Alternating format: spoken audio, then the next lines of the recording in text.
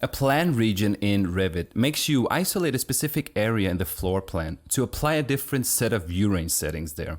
And if you want to know more about the view range settings, I have a video you can watch in the description below.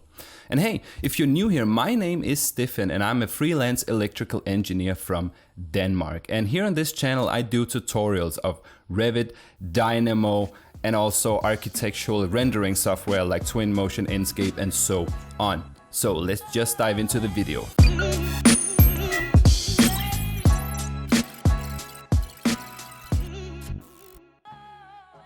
I have a floor plan right here, and here we have a level 1 and here we have level 0. And what we want to achieve in this video is to have this furniture section visible in this floor plan over here.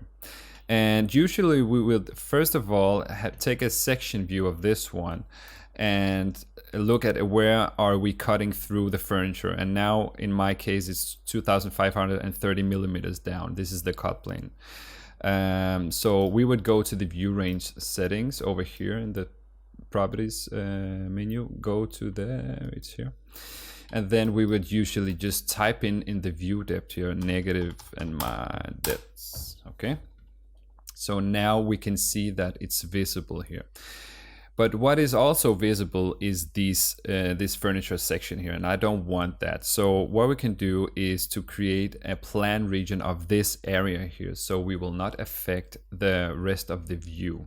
So I'm just gonna control set of that one, and I'm gonna go up here to the view tab, and you will go to the plan views and click on plan region.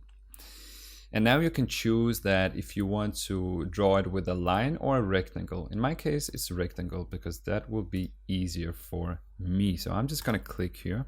And what we can do, we can lock these constraints if we want, but I'm not going to do that for this video. So I'm just going to click finish right here.